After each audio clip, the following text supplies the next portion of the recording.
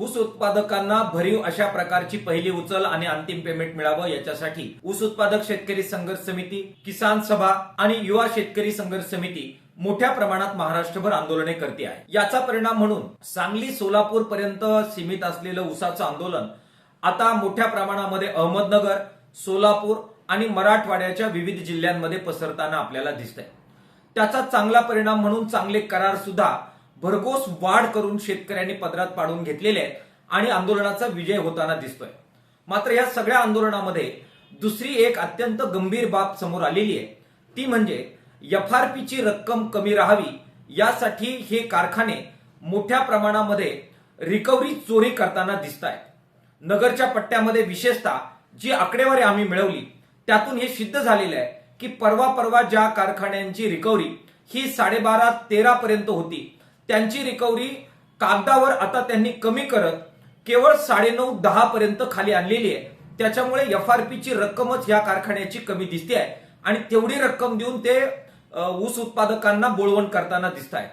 मराठवाड्याच्या पट्ट्यामध्ये जिथे आंदोलनं झाली तिथे सुद्धा नजीकच्या काळात ही रिकव्हरी कमी दाखवण्याचा ट्रेंड समोर आलेला आहे। ज्या कारखान्यांमध्ये परवा 12.5 रिकव्हरी होती ती 9.5 वर कशी आली हा गंभीर प्रश्न या निमित्ताने उपस्थित होतोय। रिकव्हरीची चोरी होते, वजनाची होतच होती, आता रिकव्हरीमध्ये सुद्धा शेतकऱ्यांना मारलं जात आहे हे यातून समोर येत आहे। कुठेतरी इथेनॉल निर्मितीचे जे प्रोजेक्ट मोठ्या प्रमाणामध्ये पुढे आलेले आहेत त्याच्यामध्ये जो कच्चा माल लागतो त्याच्यामध्ये काही प्रमाणामध्ये साखरेचं प्रमाण ठेवावं लागतं।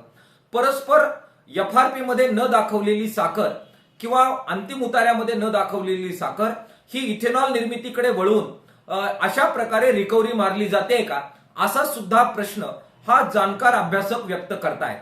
त्याचबरोबर ज्यूस टू इथेनॉल हा जो काही एकंदरीत प्रकार आहे त्याच्यामध्ये सुद्धा ट्रँकरच्या ट्रँकर इथेनॉल निर्मितीसाठी शुगर ज्यूसचे बाहेर काढून शुगर सिरप हे बाजूला काढून घेत अशा प्रकारे रिकव्हरी मारली जाते काय, असा सुद्धा प्रश्न येतोय।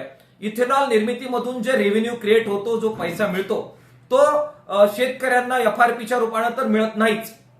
मात्र अंतिमतः ज्यावेळी रेव्हेन्यू शेअरिंगचा मुद्दा येतो तिथे सुद्धा खर्च आणि उत्पन्न हे समान दाखवलं जातं आणि एक छदाम सुद्धा शिल्लक दाखवला नाही। या सबबीखाली शेतकऱ्यांना तो रेव्हेन्यू शेअरिंग हा होत नाही, ही बाब सुद्धा समोर आलेली आहे। त्यामुळे रिकव्हरीच्या बाबतीमध्ये जी चोरी होते आहे हा चोरीचा मुद्दा केंद्रस्थानी आणण्याचा निर्णय किसान सभेने घेतलेला आहे।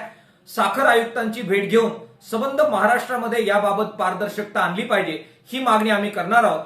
शेतकऱ्यांना अशा प्रकारे लुटणं कारखानदारांनी थांबवावं, अन्यथा कारखान्यावर चालून आल्याशिवाय किसान सभा आणि ऊस उत्पादक शेतकरी संघर्ष समिती राहणार नाही, हा इशारा या निमित्ताने आम्ही कारखानदारांना देतो आहोत।